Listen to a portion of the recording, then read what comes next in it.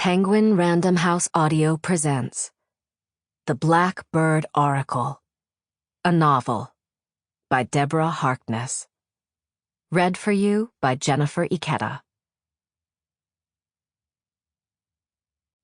For Tanya and Tracy, who understand the magic of twins. With heron's bone and owl's wing, through vulture's silence, the ravens sing. Through absence and desire, blood and fear, a discovery of witches will carry them here. 4 drops of blood on an altar stone, foretold this moment before you were born.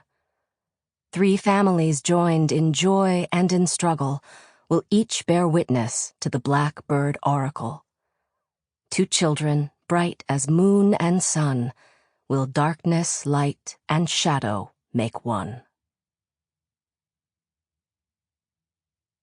Part 1.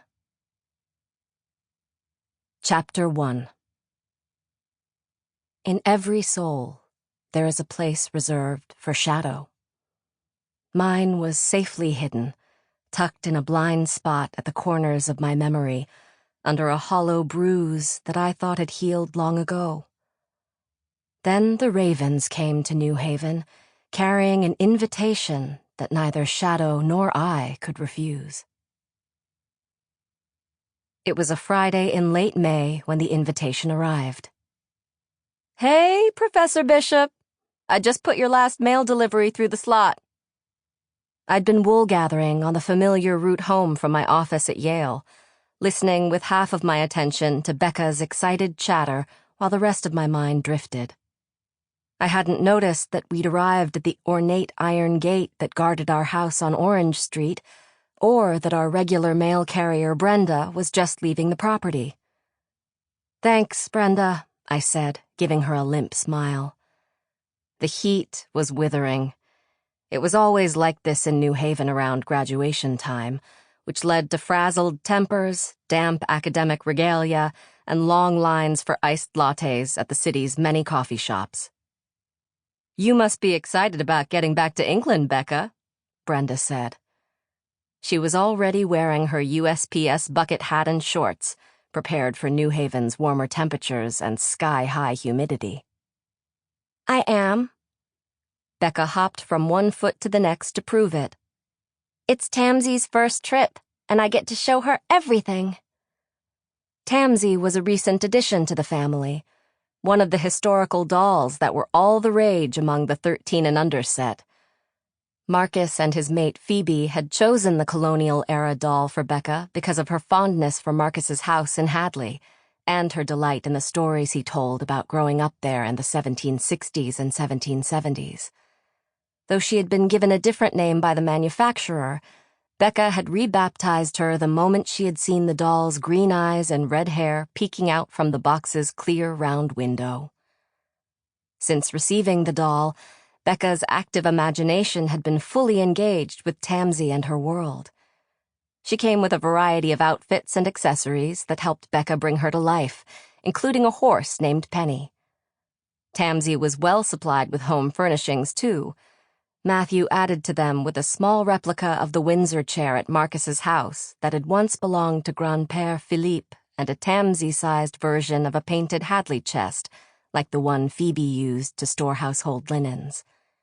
It was fitted with a tiny lock, and Becca had already packed Tamsy's clothes, her school books, her quill pen and ink pot, and her collection of hats for the journey to England. Brenda gave Tamsy, who was hanging from Becca's hand, a wave. She turned to me. "You must be excited to get back to your research, too." At the end of every school year, Matthew and I would take the children to England, where we spent the summer months at our house in Woodstock.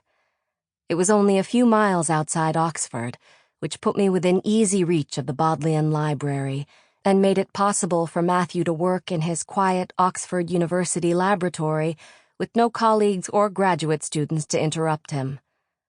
Becca and her brother Pip had acres of land to roam, hundreds of trees to climb, and a house filled with curious treasures and books to occupy them during the inevitable summer downpours. There were trips to France to see Matthew's mother Isabeau over long, lazy weekends, and a chance to see more of Marcus and Phoebe, who would spend part of their summer in London. I couldn't wait to get on the plane and put Yale, New Haven, and the spring semester behind me. The prospect of a new research project focused on the wives and sisters of early Royal Society members beckoned, and I was eager to get my hands on rare books and manuscripts. "I expect you have lots to do before tomorrow," Brenda said. She had no idea how much. We weren't packed. The houseplants were still inside and not neatly arrayed on the back porch so the neighbors could water them, and I had at least 3 loads of laundry that needed doing before we could leave for the summer. "I double-checked your mail hold. You're ready for takeoff as far as the New Haven post office is concerned," Brenda said, drawing our conversation to a close. "Thank you," I said, removing Tamsy from Becca's grip and sticking her, legs first, in the top of my tote along with the campus mail. "You and Pip have fun, Becca, and I'll see you in August," Brenda said, adjusting the thick strap of her mailbag. "Bye," Becca said, waving at Brenda's retreating form. I stroked her shiny hair, blue-black and iridescent as a crow's wing. Becca resembled Matthew so closely, all long lines and contrasts, with pale skin and heavy brows. They were alike in temperament, too, with their confident reserve that could erupt into strong emotions in a heartbeat. It was Pip who resembled me. Comfortable with expressing his feelings and quick to cry, he had my sturdy build, fair hair glinting with strands of copper, and smattering of freckles across his nose. "We do have lots to do, Peanut," I said, "starting with taking care of Ardwina and Apollo and sorting all this mail." After that, the house would need to be put in apple pie order, a daunting task. My little house on Court Street had been far too small to contain a vampire, a witch, 2 bright-born children, a griffin, and a deerhound. Matthew's son Marcus had offered us his palatial home on Orange Street instead. He'd bought it just before the Civil War, when he was first studying medicine at Yale, and mahogany and formal entertaining were very much in fashion. Every surface in the house was polished, carved, or both.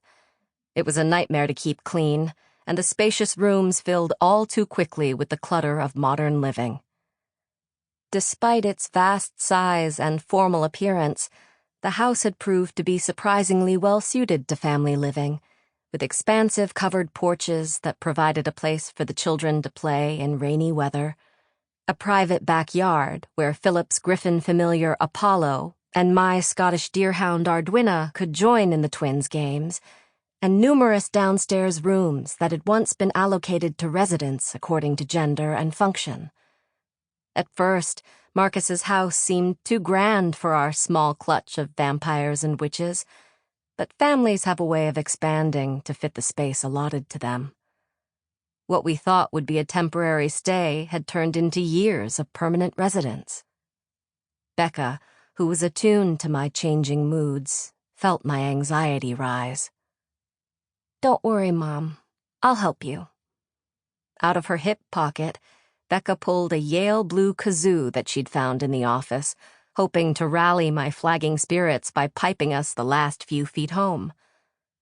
The kazoo's strange, bleating squawk disturbed the birds settled in the nearby trees. They took flight with an irritated flutter of wings, the murmuration of dark shapes and raucous cries protesting this interruption in their sleepy afternoon routine. I shielded my eyes, mesmerized by the swirling, attenuated black cloud of birds that rose and fell on the damp currents of air. Becca was also rapt at the sight, her eyes wide and filled with wonder. A single bird broke from the formation, its shadow falling over our clasped hands. The outline of the bird's head and curved beak extended onto the walkway, pointing the way to the front door. A sudden chill fell, and I shivered. Sample complete. Ready to continue?